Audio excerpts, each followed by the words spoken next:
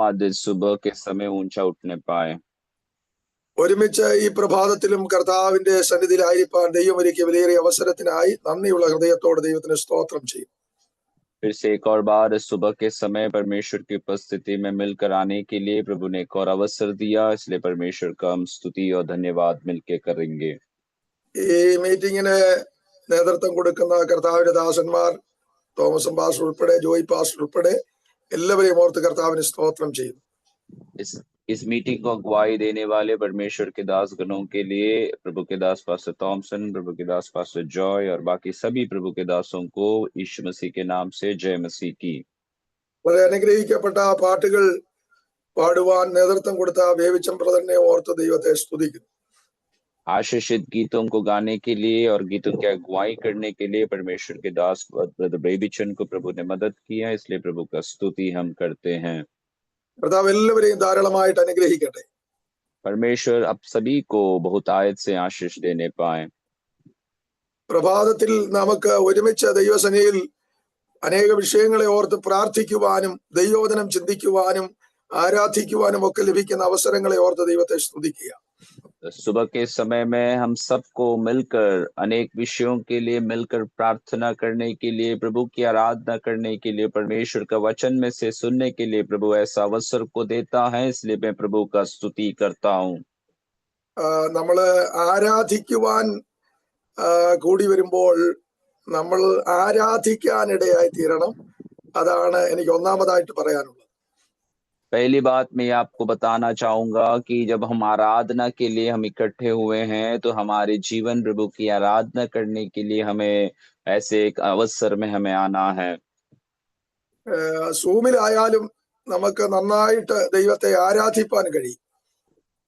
चाहे वो जूम में भी क्यों ना हो, हम अच्छे से परमेश्वर की आराधना कर सकते हैं। ഒരു ദൈവദാസൻ പാടുന്നു, ബാക്കിയുള്ളവരെല്ലാം ഇങ്ങനെ കേട്ട് ശ്രദ്ധിച്ചിരിക്കുന്നു. एक प्रभु के दास गा रहे हैं और बाकी लोग सिर्फ ऐसे सुनते हुए बैठे हैं। എന്നിട്ട് നമ്മൾ പറയും വളരെ അനുഗ്രഹിക്കപ്പെട്ട വർഷിപ്പായിരുന്നു. और फिर हम बाद में कहते हैं कि बड़ी आशीषित एक गीत की सभा थी। ആരാധന എന്ന് പറയുന്നത് അവരവർ വ്യക്തിപരമായി ദൈവത്തിന് അർപ്പിക്കുന്നതാണ്. आराधना यदि हम देखा जाए तो व्यक्तिगत रीति से परमेश्वर की उपस्थिति में अर्पण करने वाली वस्तु हैं। ഈ പ്രഭാതത്തിൽ എത്ര പേർക്ക് ദൈവത്തെ ആരാധിപ്പാൻ കഴിഞ്ഞു അവരെ ഓർത്ത് ഞാൻ ദൈവത്തിന് സ്തോത്രം ചെയ്യും. आज सुबह के समय में कितने लोग परमेश्वर की आराधना कर पाए, उन लोगों के लिए मैं परमेश्वर का धन्यवाद देता हूँ। തിരുവഴുത്തിൽ നിന്ന് ചില ചിന്തകൾ നിങ്ങളുമായി പങ്കുവയ്ക്കുവാൻ ഞാൻ കർത്താവിൽ ആശിക്കുന്നു. प्रभु के वचन में से कई ऐसे विचारों को आपके बीच में बांटने के लिए मैं प्रभु में आशा करता हूँ। യോബിന്റെ പുസ്തകം 12-ാം അധ്യായം 7-8 വാക്യങ്ങൾ 8-9 വാക്യങ്ങൾ. अय्यूब की पुस्तक 12 अध्याय उसके 7, 8, 9 वचनों को पढ़ेंगे। ആ 3 വാക്യങ്ങൾ വായിക്കുന്നു. മൃഗങ്ങളോട് ചോദിക്ക, അവ നിന്നെ ഉപദേശിക്കും. ആകാശത്തിലെ പക്ഷികളോട് ചോദിക്ക, അവ പറഞ്ഞു തരും. അല്ല, ഭൂമിയോട് സംഭാഷിക്ക, അത് നിന്നെ ഉപദേശിക്കും. സമുദ്രത്തിലെ മത്സ്യം നിന്നോട് വിവരിക്കും. യഹോവയുടെ കൈ ഇത് പ്രവർത്തിച്ചിരിക്കുന്നു എന്ന് ഇവയെല്ലാം കൊണ്ടും ഗ്രഹിക്കാത്തവനാർ. यह वचन इस प्रकार लिखा है, अय्यूब की पुस्तक उसके 12 अध्याय उसके 7, 8, 9 वचन। पशुओं से तो पूछ और वे तुझे सिखाएंगे, आकाश के पक्षियों से और वे तुझे बताएंगे। पृथ्वी पर ध्यान दे तब उसे तुझे शिक्षा मिलेगी और समुद्र की मछलियों भी तुझे वर्णन करेंगी। कौन इन बातों को नहीं जानता कि यहोवा ही ने अपने हाथ से इस संसार को बनाया है। കർത്താവാണ് ഇതൊക്കെ ചെയ്യുന്നത് എന്ന് ഗ്രഹിക്കാൻ നമുക്ക് കഴിയും എന്ന് തിരുവഴുത്ത് നമ്മളെ ഓർപ്പിക്കുന്നു. और वचन इस प्रकार में बताता है कि परमेश्वर यहोवा ही सब कुछ बनाया है, ये हम जान पाएंगे। ഒന്നാമതായിട്ട് പറയുകയാണ്, മൃഗങ്ങളോട് ചോദിക്ക, അവ നിന്നെ ഉപദേശിക്കും. सबसे पहली बात वचन में इस प्रकार बताया जाता है कि पशुओं से तो पूछ और तुझे वे सिखाएंगे। മൃഗങ്ങളോട് ചോദിച്ചാൽ അവ എന്തോ പറയാനാ? पशुओं से हम पूछेंगे तो वो क्या बोलने पाए? ഒരിക്കൽ ഇരമ്യാവിനോട് ദൈവം പറഞ്ഞു, നീ കുശവന്റെ വീട്ടിൽ ചെല്ല്, അവിടെ ഞാൻ എന്റെ വചനങ്ങളെ നിന്നെ ഗ്രഹിപ്പിക്കും. एक समय यिर्मयाह से परमेश्वर इस प्रकार बोलता है कि तू उस कुम्हार के घर पे जा और मैं वहां पे तुझे मैं अपनी बातों को बताऊंगा. അവിടെ ചെന്നപ്പോ കുശവൻ ചക്രത്തിന്മേൽ വേല ചെയ്തുകൊണ്ടിരിക്കുന്നത് ഇരമ്യാവ് കാണുവാനിടയായി. और यिर्मयाह वहां पर पहुंचते ही वे ये बात को देखते हैं कि उस कुम्हार जो है अपने चाक पर अपने कार्यों को वे कर रहा है. ആ വേല ചെയ്യുന്ന ചക്രത്തിന്മേൽ പണിതുകൊണ്ടിരിക്കുന്ന അല്ലെങ്കിൽ ചെയ്തുകൊണ്ടിരിക്കുന്ന പാത്രം ഉടഞ്ഞു പോയതായിട്ടും അതിൽ കൂടെ ദൈവം അവനെ ചില കാര്യങ്ങൾ പഠിപ്പിച്ചതായിട്ടും നമുക്ക് കാണുവാൻ കഴിയും. और उस चाक में जब वो कुम्हार कार्य कर रहा था तो उस कार्य करने के समय में वो बर्तन जो है वो बिगड़ जाता है, फिर भी वो कुम्हार उसे एक दूसरे बर्तन को रूप देता है, ये हम देखते हैं. അതുപോലെ മൃഗങ്ങളോട് ചോദിച്ചാലും ഒരുപാട് കാര്യങ്ങൾ പഠിക്കാൻ കഴിയുമെന്ന് തിരുവെഴുത്ത് നമ്മളെ ഓർപ്പിക്കുക. ऐसे ही प्रभु का वचन हमें याद दिलाता है कि हम पशुओं से यदि पूछे तो बहुत सारी बातों को हम उनसे सीख पाएंगे. ചില മൃഗങ്ങളോട് നമുക്ക് ചോദിക്കാം ഈ പ്രഭാതത്തിൽ, ആ മൃഗങ്ങൾ നമ്മോട് എന്ത് പറയുന്നത് നമുക്കൊന്ന് ഗ്രഹിക്കാം. आज सुबह के समय में कई पशुओं से हम पूछेंगे कि वे हमें क्या बताने चाहते हैं. ഉൽപ്പത്തി പുസ്തകം 22-ാം അധ്യായം 13-ാം വാക്യത്തിൽ ഒരു മൃഗത്തെ കാണാം. उत्पत्ति के पुस्तक 22 अध्याय उसके 13 आयत में एक पशु को हम देख सकते हैं. അവിടെ കാണുന്ന ഒരു ആട്ടുകൊറ്റനാണ്. और वहां पर एक मेमने को हम देखते हैं. ആ മൃഗത്തോടൊന്ന് ചോദിച്ചേ അതിന് നമ്മോട് എന്തെല്ലാം പറയാനുള്ളതെന്ന്. और उस जानवर से हम पूछे कि वे हमें क्या कुछ बताना चाहता है. ആ മൃഗം നമ്മളോട് പറയും, ഞാൻ ഇവിടെ വരണ്ടിയിട്ട് വന്നതല്ല, ദൈവം എന്നെ ഇവിടെ കൊണ്ടുവന്നതാണ്. और उसे यदि पूछा जाए तो ये बताएगा कि मैं यहाँ पर चाहकर नहीं आया हूँ, लेकिन परमेश्वर ने मुझे यहाँ ले आया है. ഞാൻ ഇവിടെ കുരുങ്ങിയത് വെറുതെയല്ല, എന്നെ കുരുക്കിയതാണ്. मैं इस जाड़ियों में यूं ही नहीं फंसा हूं, परंतु मुझे यहाँ पर फंसाया गया है. ആ മൃഗം നമ്മളെ ഉപദേശിക്കുന്ന ഒന്നാമത്തെ ദൂത്, ഞാൻ വരണ്ടിയിട്ട് വന്നതല്ല, ദൈവം എന്നെ കൊണ്ടുവന്നതാ. और उस जानवर हमें ये बात को इस पहले संदेश के रूप में हमें सिखाता है कि मैं चाह कर यहाँ पे नहीं आया था, परंतु परमेश्वर ने मुझे यहाँ पर पहुंचाया है. ഇവിടെ ഇരിക്കുന്ന അനേകർക്കും പറയാൻ കഴിയും, ഞാൻ ഇതിൽ വരണ്ടിയിട്ട് വന്നതല്ല, ദൈവം എന്നെ കൊണ്ടുവന്നതാണ്.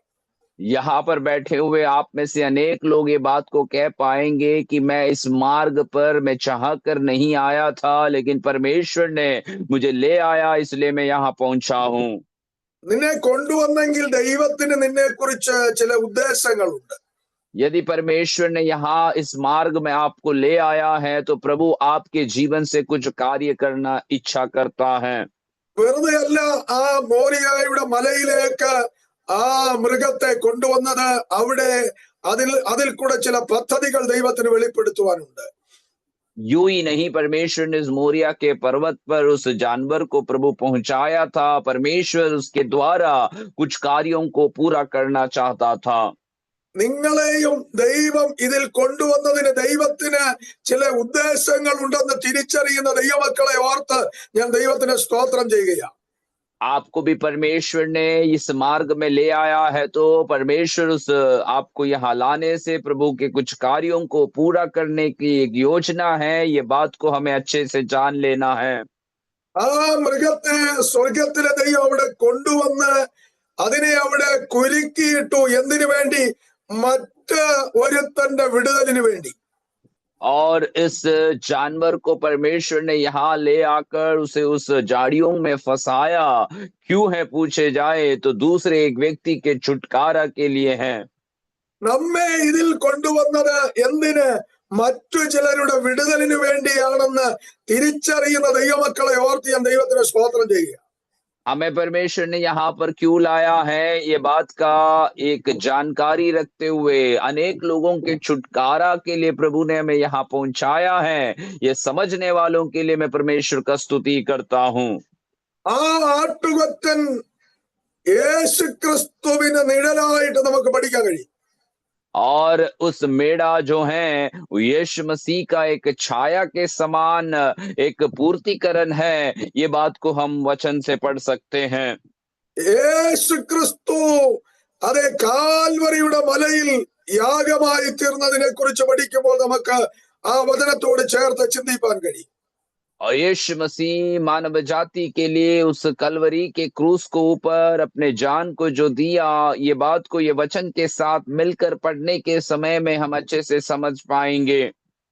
അതെ മോറിയ മലയിൽ അറുക്കപ്പെട്ട ആ കുഞ്ഞാടിനെ പോലെ കാൽവറിയിൽ നമ്മുടെ കർത്താവ് അറുക്കപ്പെടുവാനിടയായി. मोरिया के उस पर्वत पर जिस प्रकार उस जानवर के आमीन बलिदान किया गया, उसी प्रकार वो यीशु मसीह जो है कलवरी के क्रूस पर हमारे लिए बलिदान हुआ।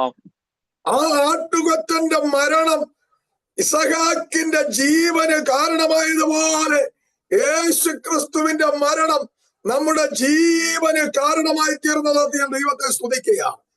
और उस मेढ़े के मृत्यु के कारण उस इसहाक को एक जीवन दान मिला है। उसी प्रकार हमारी यीशु मसीह के मृत्यु से हम और आपको जीवन दान मिले हैं। इस बात के लिए हम प्रभु का स्तुति करना है।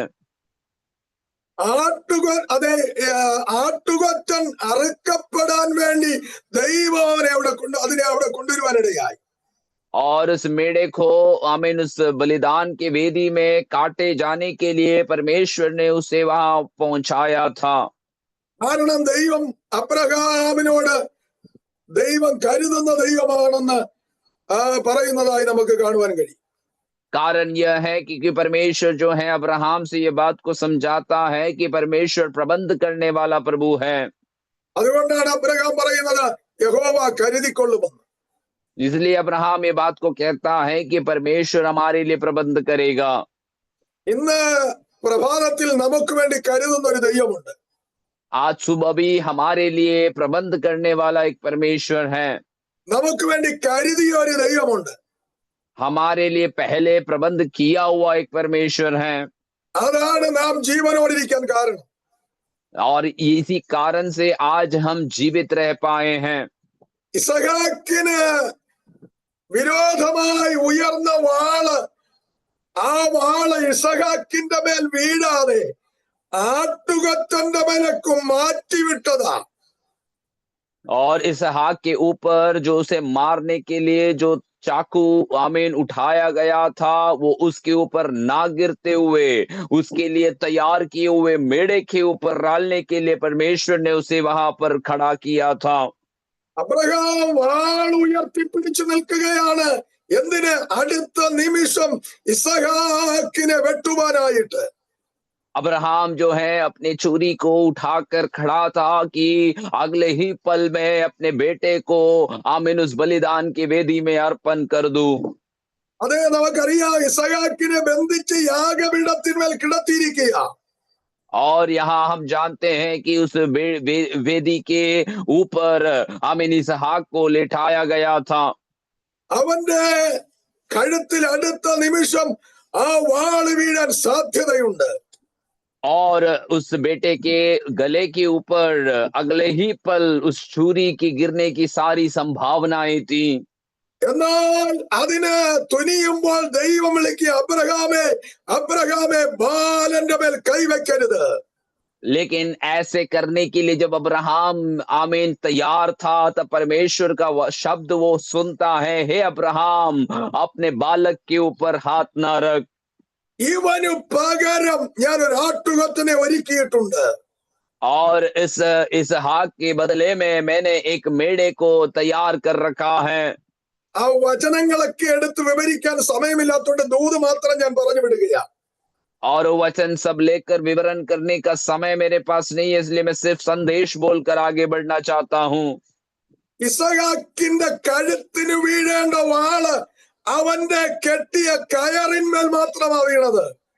और इसहाक के गले में पड़ा हुआ जो एक पड़ने के लिए जो छुरी रखा गया था, वो सिर्फ उसे बांधा हुआ रस्सी के ऊपर पड़ा है।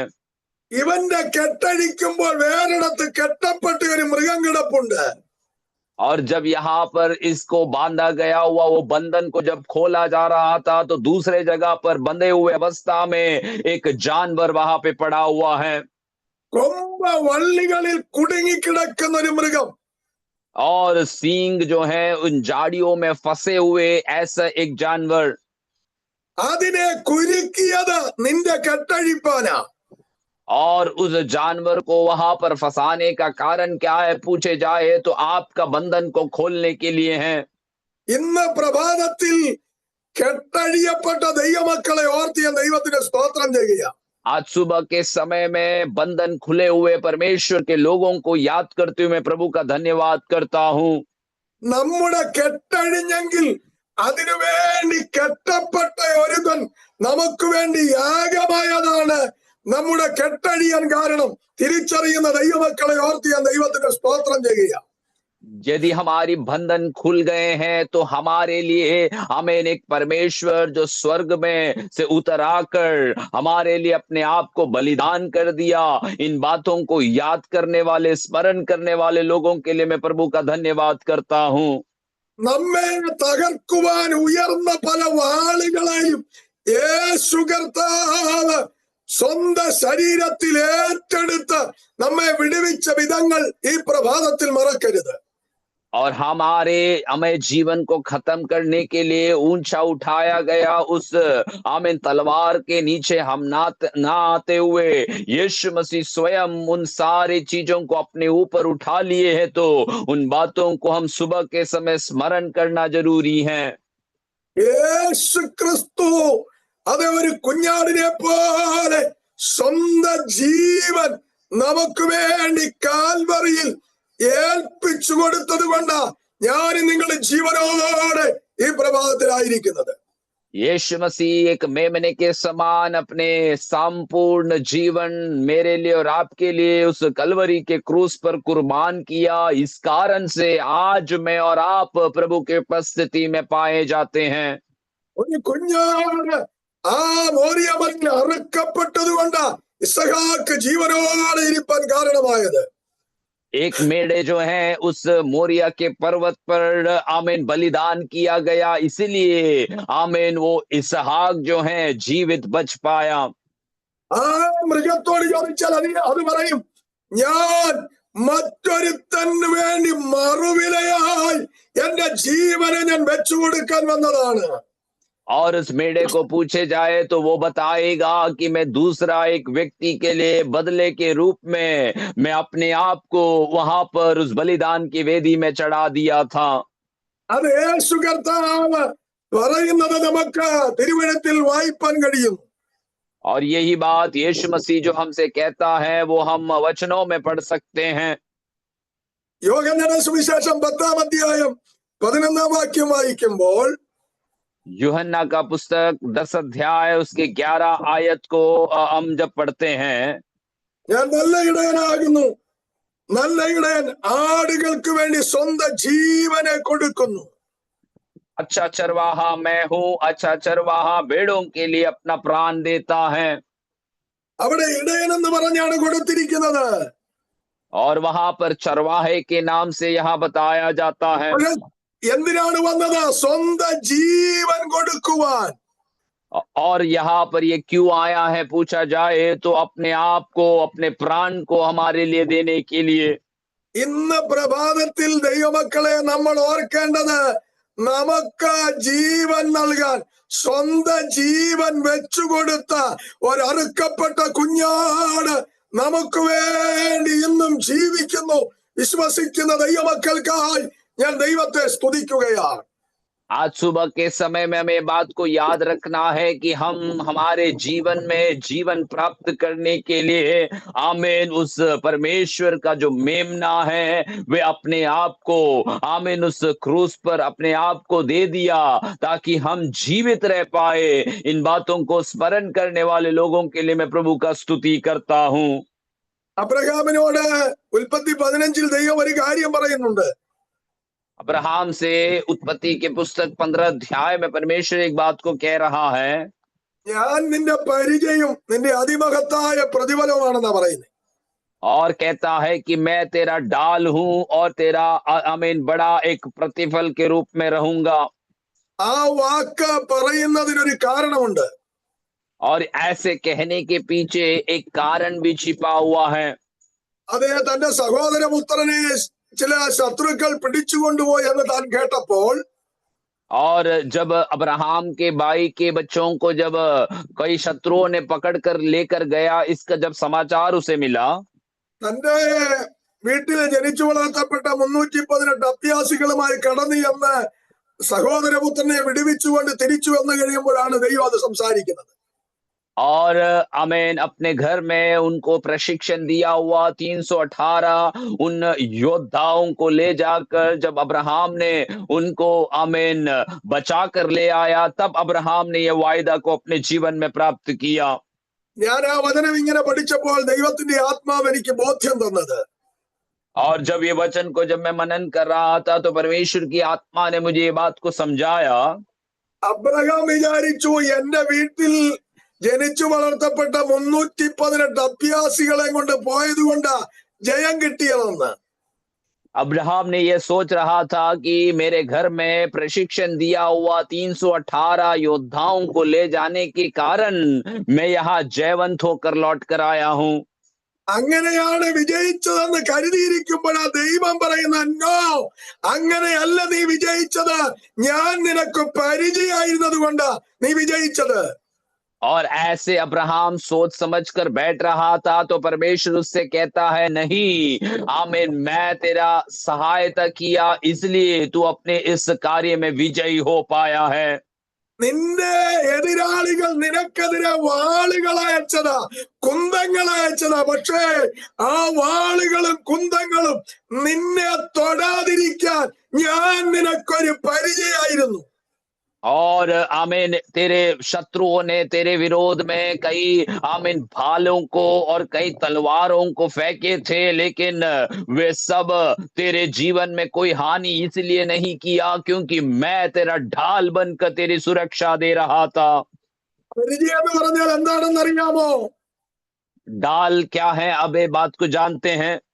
മുൻകാലങ്ങളിൽ യുദ്ധത്തിന് എതിരാളികൾ വെട്ടുകയും കുത്തുകയും ചെയ്യുന്ന തടയുന്ന ആയുധമാ. और पहले के समय में युद्ध होने के समय में जब शत्रु सेना एक व्यक्ति को हमला करे, चाहे वो तलवार से हो चाहे वो भाले से हो, अपने शरीर के लिए उपयोग किया गया वो एक हथियार है ढाल। അപ്പോ എതിരാളികൾ വെട്ടിയതും കുത്തിയതുമൊക്കെ ഞാൻ തടഞ്ഞത് കൊണ്ടാണ് നീ ജീവനോടിരിക്കുന്നത്. और इसलिए अब्राहम से परमेश्वर कहता है कि तेरे विरोधी सेना ने जब तेरे ऊपर तलवार का मार को दिया, तब वो लोग ने हमें जब बालों को फेंका तो उसको मैंने रोका है, इसलिए आज तू जीवित यहाँ पर है। ഒരു ദൂതിയാൻ കൈമാറാം. പലപ്പോഴും ശത്രു നിനക്കെതിരെ ആയുധങ്ങൾ തൊടുത്തപ്പോ ആയുധങ്ങൾ നിന്റെ മേൽ തൊടാതിരുന്നതിന്റെ കാരണം സർവശക്തനായ ദൈവം ഒരു പരിചയമായി നിന്റെ മുൻപിൽ നിന്നതാണെന്ന് തിരിച്ചറിയുന്ന ദൈവമക്കൾക്കായി ഞാൻ ദൈവത്തെ സ്തുതിക്കുകയാണ്. आज सुबह के समय में एक संदेश में आपको देना चाहता हूं कि आपके भी जीवन में कई शत्रुओं के द्वारा हमलों को जब आपके जीवन में हुआ तो परमेश्वर आमीन सर्वशक्तिमान परमेश्वर जो है आपकी सहायता करते हुए एक ढाल के समान आपके सामने रहते हुए आपको उन सारे शत्रु के वार से बचाया है। इसलिए आज मैं और आप परमेश्वर की उपस्थिति में स्थिर खड़ा हूं। യെശയ്യാവ് 54:17 വായിക്കുമ്പോ यशायाह नबी की पुस्तक 54 अध्याय उसके 17वें वचन को जब हम पढ़ते हैं, ദൈവം പറയുക, നിനക്കെതിരെ ഉണ്ടാക്കുന്ന ഒരായുധവും ഫലിക്കയില്ല. परमेश्वर इस प्रकार कहता है कि तेरे खिलाफ उठ खड़े होने वाले कोई भी हथियार तेरे ऊपर जयवंत नहीं होंगे। അതിന്റെ കാരണം നമ്മുടെ മിടുക്കല്ല, മറിച്ച് സർവശക്തനായ ദൈവം ശത്രുവിന്റെയും നമ്മുടെയും മധ്യത്തിലുള്ളതാ. कारण यह है कि हमारा कोई उसमें खूबी या हमारे कोई सामर्थ का काम नहीं है, परंतु परमेश्वर ने हमारे जीवन को सुरक्षित रखते हुए में संभाला है, इसलिए हम यहाँ पर बच जाते हैं। നിങ്ങൾക്ക് ഗ്രഹിക്കാൻ വേണ്ടി ഒരു വാക്യം അതോട് ചേർന്ന് ഞാൻ പറയാം. आप और उसको समझ पाए, इसलिए एक और आयत को मैं उसके साथ मिलकर बोलना चाहता हूं। 1 ശമൂവേലിന്റെ പുസ്തകം 17-ാം അധ്യായം 45-ാം വാക്യം വായിച്ചു നോക്കിയാൽ മതി. और 1 शमूएल के पुस्तक 17वें अध्याय उसके 45वें आयत केवल आप पढ़कर देखना। വെറുതെ വായിച്ചാൽ മനസ്സിലാകത്തില്ല, ആഴമായി വായിച്ച് ഗ്രഹിച്ചാൽ മനസ്സിലാകുന്ന ഒരു ദൂതുണ്ട്. और केवल आप यूं ऊपर से पढ़े तो ये बात को नहीं समझ पाएंगे, आपको बड़ी गहराई से उसे पढ़कर उसमें से एक संदेश को आपके जीवन में प्राप्त करना है। ദാവീദ് ഗോല്യാത്തിനോട് പറയുന്നത്, ഞാൻ നിന്നെ കൊല്ലും, നിന്റെ തല ഛേദിക്കും, നിന്നെ ദൈവം എന്റെ കയ്യിൽ തരും. और दाऊद गोलियत से इस प्रकार कहता है कि मैं तुझे मारूंगा, तेरे सिर को काट दूंगा और तेरा सिर परमेश्वर मेरे हाथों में कर देगा। എടാ, കല്ലും കമണിയും കൊണ്ടുപോകുന്നവൻ എങ്ങനെയാ തല വെട്ടുന്നേ? और ये बात को यदि पूछा जाए कि एक गोफन और पत्थर लेकर जाने वाला एक व्यक्ति कैसे एक सामने वाले व्यक्ति के सिर को काट सकता है, വെട്ടാനുള്ള ആയുധം ഗോലിയാത്തിന്റെ കയ്യിലാ. और उसे काटने के लिए जो हथियार है वो गोलियत के हाथ में पाया जा रहा है। പക്ഷേ ദാവീദിന്റെ വിശ്വാസവും ദാവീദിന്റെ അതേ കാഴ്ചപ്പാടും കണ്ടോ, ദൈവം നിന്നെ എന്റെ കയ്യിൽ തരുമെന്നാ പറയുന്നത്. लेकिन यहाँ पर दाऊद का विश्वास और दाऊद का दृष्टिकोण को थोड़ा देखिए कि दाऊद इस प्रकार गोलियत से कहता है कि परमेश्वर तुझे मेरे हाथ में कर देगा। ഞാൻ അവിടെ വചനം പഠിച്ചപ്പോൾ ദൈവം എനിക്കൊരു അതേ ആലോചന തന്നു. मैं यहाँ वचन पढ़ने के समय में परमेश्वर ने मुझे ऐसे एक संदेश को दिया। ദാവീദിന്റെ സഹോദരങ്ങൾക്ക് കാണാൻ കഴിയാത്ത ഒരാളിനെ, ശൗലിന് കാണാൻ കഴിയാത്ത ഒരാളിനെ ദാവീദ് കാണുവാനിടയായി. और दाऊद के भाई लोग जो हैं या शाऊल राजा जो हैं, जो एक व्यक्ति को देख नहीं पा रहा था, वो दाऊद अपने जीवन से उसे सामने देख पाया। അതാണ് സൈന്യങ്ങളുടെ ദൈവമായ യഹോവ. वही है सेनाओं का परमेश्वर जो यहोवा कहते हैं। ഗോലിയാത്തിന്റെയും ദാവീദിന്റെയും നടുവിൽ ഇറങ്ങി നിൽക്കുന്ന ദൈവ സാന്നിധ്യം ദാവീദ് കാണുവാനിടയായി. गोलियत और दाऊद के बीच में उतर आकर उपस्थित रहने वाला परमेश्वर की उपस्थिति को दाऊद अपनी आंखों से देख पाया। അതുകൊണ്ടാണ് ദാവീദ് പറയുന്നത്, ഞാനല്ല പ്രവർത്തിക്കുന്നത്, ദൈവമാണ് പ്രവർത്തിക്കുന്നത്, ദൈവം നിന്നെ എന്റെ കയ്യിൽ തരും. इसलिए दाऊद बड़े हियाब के साथ ये बातों को कहता है कि मैं नहीं कार्य कर रहा हूं, परमेश्वर मेरे लिए कार्य करता, इसलिए परमेश्वर मुझे तुझे मेरे हाथों में कर देगा। ഓർപ്പിച്ചു വന്നത്, നമുക്കെതിരെ വരുന്ന സകല ശത്രുവിന്റെ ആയുധങ്ങളുടെ മേലും ജയം തരുന്ന ഒരു ദൈവമുണ്ട്. यहाँ पर याद दिलाने वाला बात यह है कि हमारे खिलाफ में उठने वाले हरेक आमीन शत्रु के हथियार को रोकने के लिए परमेश्वर का हाथ हमारे लिए है। അതേ, നാം ചിന്തിച്ചു വന്നത് ഇസഹാക്കിന് പകരമായി അറുക്കപ്പെട്ട ഒരു കുഞ്ഞാടിനെ കുറിച്ചാണ്.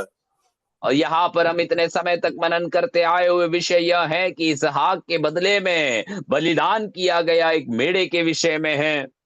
ഇസഹാക്കിനോട് ചോദിച്ച ഇസഹാക്ക് പറയും, ഞാൻ ജീവിച്ചിരിക്കാൻ കാരണം എനിക്കെതിരെ ഉയർന്ന വാളിനെ സ്വയം ഏറ്റെടുത്ത ഒരു കുഞ്ഞാടുണ്ട്, ആ കുഞ്ഞാട് മുഖാന്തരമാ ഞാൻ ജീവിച്ചിരിക്കുന്നത്.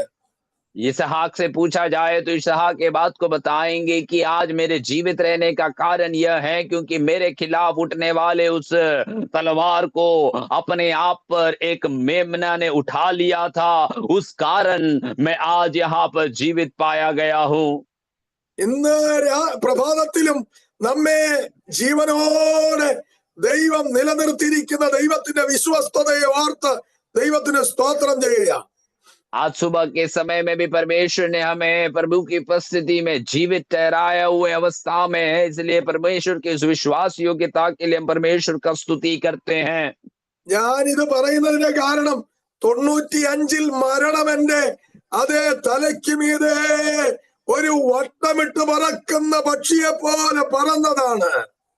मेरा कहने का कारण यह है क्योंकि प्रभु के दास के जीवन में 1995 में आमीन मृत्यु की एक अवस्था उनके जीवन के ऊपर मंडराने की एक अवस्था उनके जीवन में रही है। ഡോക്ടർമാര് പറഞ്ഞു ഇനിയും ഒന്നും ചെയ്യാനില്ല, നാട്ടിക്കൊണ്ടുപോകാനുള്ള കാര്യം ക്രമീകരിച്ചു കൊള്ളാൻ പറയുന്നത് ഞാൻ കേൾക്കുവാനിടയായി. डॉक्टरों ने इस प्रकार प्रभु के दास के विषय में कहा कि इनके ऊपर अब कोई और इलाज करने के लिए नहीं है, जल्दी से जल्दी इनको अपने गांव की ओर ले जाएं। എന്നാൽ അന്ന് ഞാനൊരു ശബ്ദം കേട്ടു, നീ മരിക്കയില്ല, ജീവനോടെ ഇരുന്ന് യഹോവയുടെ പ്രവൃത്തികളെ വർണ്ണിക്കും. लेकिन उस दिन में मैंने एक वाणी परमेश्वर की ओर से सुना कि तू मरेगा नहीं, लेकिन जीवित रहते हुए परमेश्वर के बड़े कार्यों को तू अपने जीवन से देखेगा। അന്നാണ് ഞാൻ ആദ്യമായി ഒരു ദൈവശബ്ദം കേൾക്കുന്നത്. और उन दिनों में ही मैं पहली बार परमेश्वर की ओर से सीधे रूप से आमीन प्रभु का वचनों को सुना था। ദൈവശബ്ദമാണെന്ന് എനിക്ക് തിരിച്ചറിയില്ലെങ്കിലും പിന്നത്തെ അതിൽ ഞാൻ ഗ്രഹിച്ചു അത് ദൈവശബ്ദമായിരുന്നു എന്ന്. शुरुआत में मुझे ये परमेश्वर की ओर से सुने गए वचन है करके मुझे एक बात का निश्चय नहीं था, लेकिन बाद में मुझे ये बात का निश्चय होने लगा। അതുകൊണ്ട് നാം ജീവനോടിരിക്കുന്നെങ്കിൽ അത് കർത്താവ് നമുക്ക് സ്വന്തം ജീവൻ നൽകി തന്നതാണെന്നുള്ള, ദാനമായി തന്നതാണെന്നുള്ള ഓർമ്മ നമുക്ക് എപ്പോഴും ഉണ്ടായിരിക്കണം. इसीलिए यदि हम जीवित रहते हैं तो मेरे परमेश्वर ने मेरे लिए अपने स्वयं जीवन को देखकर ये जीवन का दान मुझे दिया है, ये बात को अच्छे रीति से हमें स्मरण करना है। നമ്മുടെ കുറിവാക്യം നമ്മൾ മറക്കരുത്. മൃഗങ്ങളോട് ചോദിക്കുക, അവ നിന്നെ ഉപദേശിക്കുമെന്നാണ് നമ്മുടെ കുറിവാക്യം. हमारा कुंजी जो हमें जो वचन है ये बात को भूलना नहीं है कि पशुओं से तो पूछो वे तुझे सिखाएंगे। ഒരുപാട് മൃഗങ്ങളെ കുറിച്ച് വചനം പറയുന്നുണ്ട്, ചിലത് മാത്രമേ ഈ പ്രഭാതത്തിൽ പറയാൻ സമയമുള്ളൂ. बहुत सारे जानवरों के बारे में वचन हमें सिखाता है, लेकिन कुछ ही जानवरों के विषय में हम आपको सुबह बताने का समय हमारे पास है। ദാനിയേൽ പ്രവാചകന്റെ പുസ്തകം 6-ാം അധ്യായം പഠിക്കുമ്പോൾ, डैनियल नबी की पुस्तक 6ठा अध्याय को जब हम पढ़ते हैं, അവിടെ ഒരു മൃഗത്തെ നമുക്ക് കാണാൻ കഴിയും. और वहां पर एक जानवर को हम देख सकते हैं। ആ മൃഗത്തോട് ചോദിച്ചാൽ അതിന് ഒരുപാട് കാര്യങ്ങൾ പറയാനുണ്ട്. और उस जानवर से यदि पूछा जाए तो वे भी बहुत सारी बातों को हमें बताएगा। അതിനോട് ചോദിച്ചാൽ അത് പറയും, എന്റെ മുൻപിൽ ഇന്നലെ വരെ വീണതിനെ എല്ലാം ഞാൻ കടിച്ചു കീറിയതാ. और उसे पूछा जाए तो उस प्रकार कहेगा कि मेरे सामने कल तक आ पड़ा हुआ सब कुछ को मैंने चीर फाड़ डाला है। അതിനെ എല്ലാം ഞാൻ ഭക്ഷിച്ചതാണ്. मैंने उन सारे चीजों को मैंने खा लिया था। പക്ഷെ ഇപ്പോൾ എന്റെ മുമ്പിൽ വീണ ആ ഭക്ഷണത്തെ എനിക്ക് തൊടാൻ പറ്റുന്നില്ല. लेकिन अब मेरे सामने पड़ा हुआ ये जो भोजन है इसे मैं छू भी नहीं पा रहा हूं। കാരണം എന്റെ വായാരോ അടച്ചിരിക്കുന്നു. कारण यह है कि मेरे मुंह को किसी ने तो बंद कर दिया है। ഇന്ന് പ്രഭാതത്തിൽ ഒരു ദൂത് ഞാൻ കൈമാറാം, നിന്നെ കടിച്ചു കീറാൻ, നിന്നെ ഇല്ലാതാക്കാൻ, വാ പിളർന്നു നിൽക്കുന്നതിനെ വായടയ്ക്കാൻ എന്റെ ദൈവം ശക്തനാണെന്ന് വിശ്വസിക്കുന്ന ദൈവമക്കളെ ഓർത്ത് ഞാൻ ദൈവത്തെ സ്തുതിക്കുക. आज सुबह के समय में एक वाणी एक संदेश में आपको देना चाहता हूं कि आज सुबह के समय आपके जीवन के विरोध में आपके आमीन रास्ते को रोकने वाले हर एक ऐसे अंधकार की शक्तियों को परमेश्वर दूर किया है, उनके मुंह को बंद किया है। ये बात को याद करते हुए प्रभु का स्तुति करना है। പത്രോസിന്റെ ലേഖനം നമ്മൾ പഠിക്കുമ്പോൾ നമ്മൾ കാണുവാൻ കഴിയുന്നത്, പിശാച് താനും അലറുന്ന സിംഹം എന്ന പോലെ ആരെ വിഴുങ്ങേണ്ടത് തിരഞ്ഞു ചുറ്റി നടക്കുന്നെന്ന്. पतरस की पत्रियों को जब हम पढ़ते हैं तो वचन यहाँ पर इस प्रकार बताया जाता है कि शैतान भी उस गरजने वाले सिंह के समान है, ताकि इस ताक में रहते हैं कि वे किसे चीर फाड़ डालू। അവൻ നിന്നെ വിഴുങ്ങാനാ ചുറ്റി നടക്കുന്നത്. പക്ഷേ നിന്നെ വിഴുങ്ങാൻ സ്വർഗം അനുവദിക്കുന്ന ദൈവമല്ല, ആ ദൈവം നിന്നെ സംരക്ഷിക്കാൻ ശക്തനായ ദൈവമാണ്.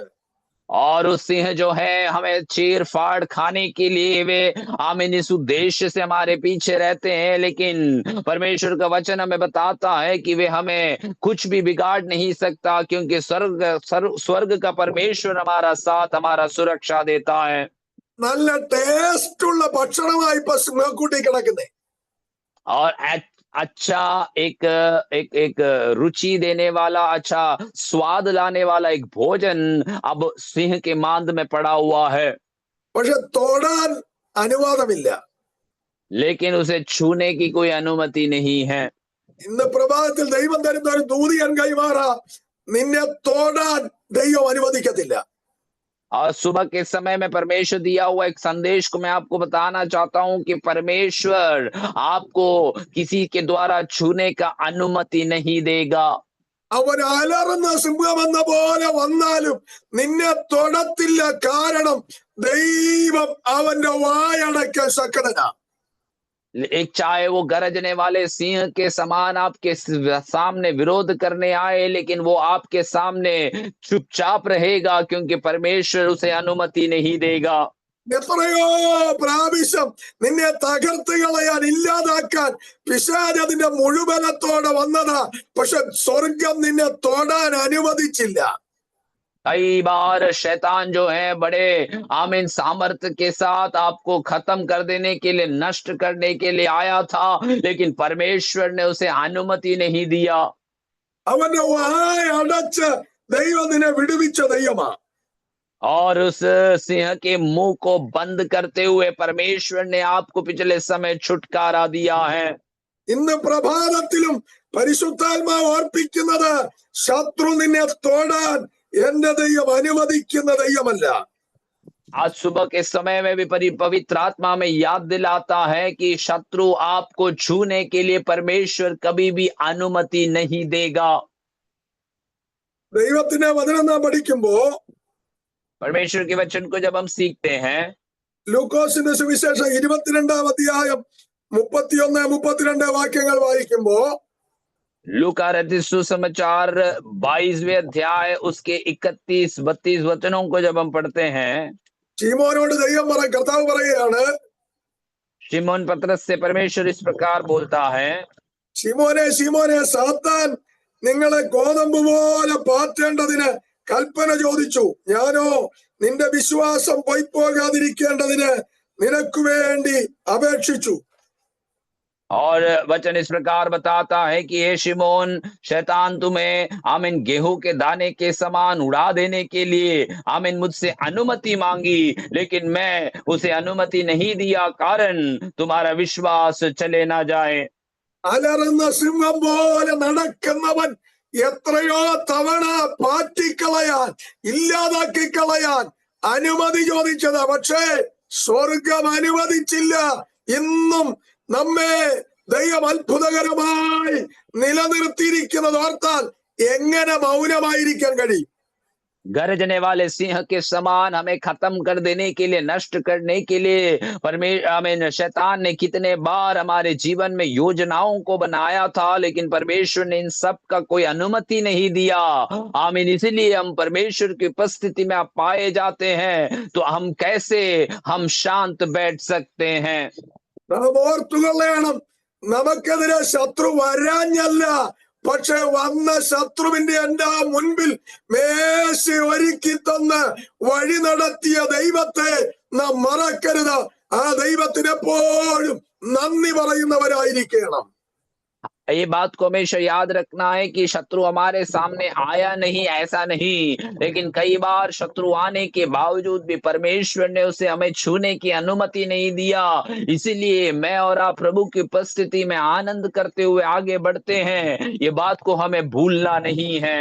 നമ്മുടെ വിശുദ്ധി കൊണ്ടോ നമ്മുടെ ശ്രേഷ്ഠത കൊണ്ടോ ഒന്നുമല്ല, മറിച്ച് അത് ദൈവത്തിന്റെ മഹാദയയാണ്. हमारी पवित्रता या हमारी श्रेष्ठता की कोई बात वहीं पर नहीं बनती है, परंतु परमेश्वर की महान दया और करुणा का कारण है ये। ദാനിയേൽ പ്രവചനത്തിൽ പറയുന്ന മൃഗത്തോട് ചോദിച്ചാൽ പറയും, എന്റെ മുമ്പിൽ ഭക്ഷണമില്ലാത്തത് കൊണ്ടല്ല, പക്ഷേ ഭക്ഷിക്കാൻ സ്വർഗം അനുവദിക്കാത്തത് കൊണ്ടാ. और आमीन डैनियल की आमीन पुस्तक में पढ़े देखे जाने वाले उस सिंह से अगर पूछा जाए तो वो बोलेगा कि मेरे सामने खाना नहीं, ऐसा अवस्था में मैं नहीं बैठा हूं, लेकिन परमेश्वर मुझे अनुमति नहीं दिया है, इसलिए मैं उसे कुछ भी कर नहीं पा रहा हूं। നിനക്ക് വേണ്ടി ചിലതിന്റെ വായടയ്ക്കാൻ എന്റെ ദൈവ ശക്തനാ. आपके लिए कईयों का मुंह बंद करने के लिए मेरा परमेश्वर सामर्थी है. നിനക്ക് വേണ്ടി ചില ഇടങ്ങളിൽ പ്രവർത്തിക്കാൻ എന്റെ ദൈവ ശക്തനാ. आपके लिए कई इलाकों में प्रभु का कार्यों को प्रकट करने के लिए मेरा परमेश्वर सामर्थी है. രാജാവ് വന്ന് ചോദിക്കുന്ന ഒരു ചോദ്യം അവിടെയുണ്ട്. राजा आकर पूछने वाला एक सवाल को हम यहाँ पर देखते हैं. നീ ഇടവിടാതെ സേവിച്ചു വരുന്ന നിന്റെ ദൈവം സിംഹത്തിന്റെ വായിൽ നിന്ന് വിടുവിക്കുവാൻ പ്രാപ്തനായോ? और दानियल से इस प्रकार राजा पूछता है कि तू दिन रात जिस परमेश्वर की उपासना कर रहा था, क्या वो परमेश्वर तुझे सिंह के मांद में से तुझे बचा पाया या नहीं?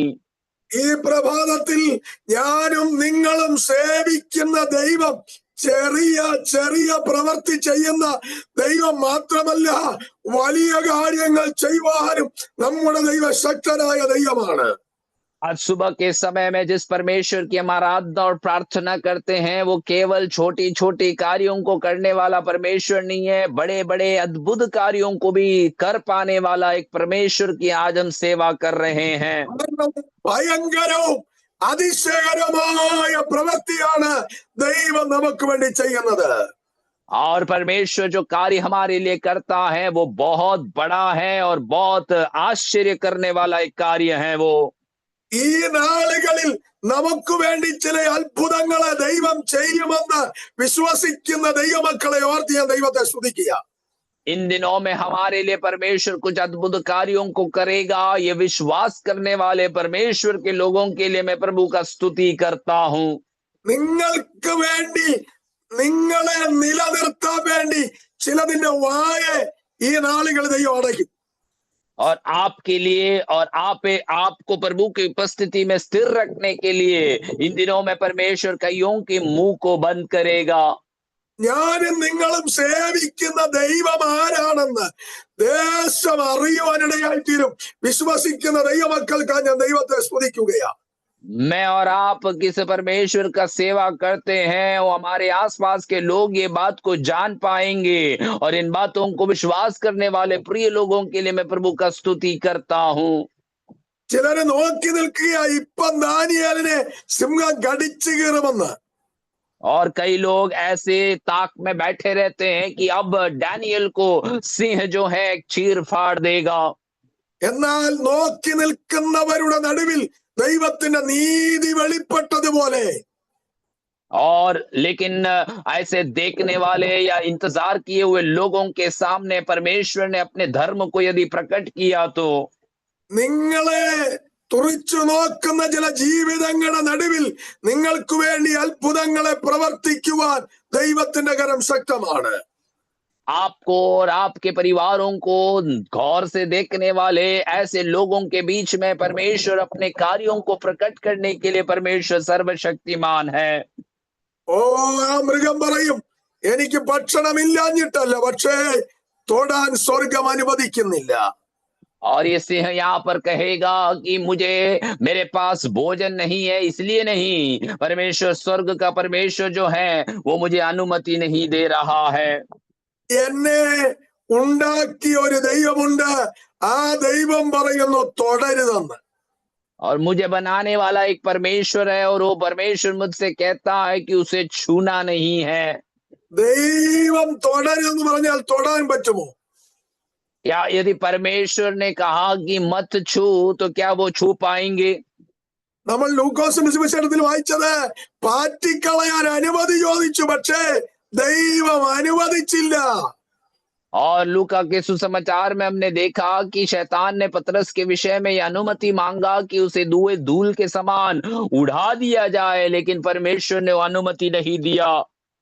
പിശാച് പലപ്പോഴും അനുമതി ചോദിച്ചപ്പോൾ ദൈവം നമ്മെ വിട്ടുകൊടുക്കാതെ സൂക്ഷിച്ചതോർത്ത് ഈ പ്രഭാതത്തിൽ ദൈവത്തിന് സ്തോത്രം ചെയ്യാൻ എത്ര പേർക്ക് കഴിയും? कई बार शैतान ने हमारे विषय में परमेश्वर से अनुमति मांगी थी, लेकिन परमेश्वर ने हमें हमें उसके हाथों में ना देने का एक निर्णय को लिया। ये बातों को याद करते हुए कितने लोग परमेश्वर का स्तुति धन्यवाद करेंगे। ദൈവം അനുവദിക്കാതെ ഒരു ശത്രുവിനും നിന്നെ ഒന്നും ചെയ്യാൻ കഴിയത്തില്ല. परमेश्वर की अनुमति के बगैर कोई भी शत्रु आपका कुछ भी बिगाड़ नहीं सकता। യോബിന്റെ പുസ്തകം പഠിക്കുമ്പോൾ നമുക്ക് അതിന്റെ ആദ്യ ഭാഗങ്ങൾ അത് കാണുവാൻ കഴിയുന്നുണ്ട്. और अय्यूब के पुस्तक को पढ़ते हैं तो उसके पहले भाग में हम यही बात को देखते हैं। പിശാച് വന്നിട്ട് പറയുക, എനിക്ക് തൊടാൻ പറ്റുന്നില്ല, കാരണം അങ്ങ് അവന് ചുറ്റും വേലി കെട്ടി വെച്ചിരിക്കുക. और शैतान आकर परमेश्वर की उपस्थिति में कहता है कि मैं अय्यूब को छू नहीं पा रहा हूं, क्योंकि तूने उनके चारों ओर अग्नि की बाड़ा बांधकर सुरक्षित रखा है। എനിക്ക് നിങ്ങൾക്ക് ചുറ്റും ഒരു വേലിയുണ്ടെന്ന് ഈ പ്രഭാതത്തിൽ വിശ്വസിക്കുന്ന ദൈവമക്കളെ ഓർത്ത് ഞാൻ ദൈവത്തെ സ്തുതിക്കുക. और आज सुबह के समय में ये बात के बारे में याद करते हुए प्रभु का ऊपर विश्वास करना है कि परमेश्वर ने मेरे चारों ओर एक बाड़ा बांध के मुझे सुरक्षित रखा है। എന്റെ മിടുക്കുകൊണ്ടല്ല ഞാൻ ഓരോ ദിവസം മുൻപോട്ട് പോകുന്നത്, സർവശക്തന്റെ വേലിക്കകത്തായത് കൊണ്ട് തിരിച്ചറിയുന്ന ദൈവമക്കളെ ഓർത്ത് ഞാൻ ദൈവത്തെ സ്തുതിക്കുകയാ. मेरे सामर्थ के द्वारा नहीं है कि मैं एक एक दिन आगे बढ़ रहा हूं, लेकिन सर्वशक्तिमान परमेश्वर का अनुग्रह है कि मैं आगे बढ़ पा रहा हूं। ആ വേലി ഒന്ന് പൊളിച്ചു അല്പനേരത്തേക്ക് കൊടുത്തപ്പോൾ ഇയ്യോബിന്റെ സകലത്തിന്മേലും സാത്താൻ അതേ തന്റെ ശക്തി പ്രയോഗിക്കുവാനിടയായി. लेकिन जब उसकी बाड़ा को खोलकर थोड़ा समय के लिए जब शैतान को अनुमति दिया गया, तो तुरंत ही अय्यूब के सारी चीजों को वो नष्ट करा डालता है। നമ്മുടെ അടുക്കലെങ്ങാനും അങ്ങനെ ദൈവം ഒരു പ്രവൃത്തി ചെയ്തിരുന്നെങ്കിൽ നമ്മൾ വിശ്വാസത്തിലും കാണത്തില്ല, ജീവനോടെ കാണത്തില്ല. क्या हमारे पास यदि ऐसा एक कार्य हुआ होता तो हम आज शायद विश्वास में भी नहीं रहते या हम जीवित भी नहीं रहते। അതുകൊണ്ടാണ് ശിമോനോട് പറയുന്നത്, ഞാൻ അനുവദിച്ചില്ല. इसलिए परमेश्वर जो है, यीशु मसीह जो है, शमौन से कहता है कि मैंने शैतान को अनुमति नहीं दिया। ഇയ്യോബിനെ ഞാൻ അനുവദിച്ചു, പക്ഷേ നിന്നെ പാറ്റാൻ ഞാൻ അനുവദിച്ചില്ല. अय्यूब के विषय में मैंने शैतान को अनुमति दिया तो था, लेकिन शमौन पतरस के विषय में आमीन मैंने अनुमति नहीं दिया। പലയിടത്തും സാത്താൻ പ്രവർത്തിക്കാൻ ദൈവം അനുവദിച്ചപ്പോ എന്നെയും നിങ്ങളെയും തൊടാൻ ദൈവം അനുവദിച്ചില്ല. തിരിച്ചറിയുന്ന ദൈവമക്കളെ ഓർത്ത് ഞാൻ ദൈവത്തിന് സ്തോത്രം ചെയ്യുക. कई बार शैतान को कईयों को अनुमति दिया गया कि शैतान के द्वारा वे आमीन आमीन उनको पटके जाए, परंतु मुझको और आपको ऐसे अवस्था में जाने का अनुमति प्रभु नहीं देता है। ഈ പ്രഭാതത്തിൽ നമ്മെ സംരക്ഷിക്കുന്ന, നമ്മെ സൂക്ഷിക്കുന്ന, നമ്മെ നിലനിർത്തുന്ന സർവശക്തനായ ദൈവത്തിന്റെ സാന്നിധ്യം ഓരോ നിമിഷം അനുഭവിപ്പാൻ സർവശക്തൻ നമുക്ക് കൃപ നൽകട്ടെ. आज सुबह के समय में हमें संभालने वाले, हमें दृढ़ रखने वाले वो परमेश्वर का उपस्थिति हम में से एक एक लोगों के जीवन में सहायता होने पाए। വേറെ ഒരുപാട് മൃഗങ്ങളെ കുറിച്ച് വചനത്തിൽ പറയുന്നുണ്ട്. മത്തായിയുടെ സുവിശേഷം 21-ാം അധ്യായത്തിൽ ഒരു മൃഗത്തെ നമുക്ക് കാണാം. और बहुत सारे और जानवरों के बारे में बताया जाता है। मत्ती के सुसमाचार उसके 21वें अध्याय में एक जानवर के बारे में हम देख सकते हैं। അതൊരു കഴുതയെ കുറിച്ചാണ് പറയുന്നത്. वहां पर एक गधे के विषय में कहा जा रहा है। കർത്താവ് പറയാണ്, അതിനെ കെട്ടഴിച്ച് നിങ്ങൾ കൊണ്ടുവരണം. और यीशु मसीह अपने चेलों से कहता है कि तुम उनके जो बंधन है वो खोल कर यहाँ ले आना है। ഓ, കെട്ടപ്പെട്ട് കിടക്കുന്നവന്റെ കെട്ടഴിക്കുന്ന ഒരു കർത്താവിനെ നമുക്ക് അവിടെ കാണാം. बंधे हुए लोगों का बंधन को खोलने वाला एक प्रभु को हम वहां पर देखते हैं। അതുപോലെ കെട്ടപ്പെട്ട് കിടന്ന ലൂക്കോസ് 13:12 മുതൽ വായിക്കുമ്പോൾ കെട്ടപ്പെട്ട് കിടന്ന ഒരു സ്ത്രീയുടെ കെട്ട് ദൈവം അഴിക്കുന്നത് നമുക്ക് കാണാം. और ऐसे ही लूका के सुसमाचार 13 अध्याय में एक बंधी हुई एक स्त्री की बंधन को खोलते हुए आमीन एक बात को वहां पर हम देख सकते हैं। അവൾ 18 വർഷം അധികത്തിലധികമായി ബന്ധിക്കപ്പെട്ടവളായിരുന്നു. वो स्त्री जो है लगभग 18 साल से एक बंधन की अवस्था में पड़ी हुई थी। കർത്താവ് അവരുടെ ബന്ധനങ്ങളെ അഴിക്കുവാനിടയായി. परमेश्वर जो है उनकी सारी बंधनों को खोल दिए। ഈ പ്രഭാതത്തിൽ കർത്താവിന്റെ വചനം നിന്റെ ബന്ധനത്തെ അഴിക്കുവാൻ पर्याप्तമാണ്. और आज सुबह के समय में बात को ध्यान रखना है कि परमेश्वर का वचन जो है आपके बंधन को खोलने के लिए पर्याप्त है।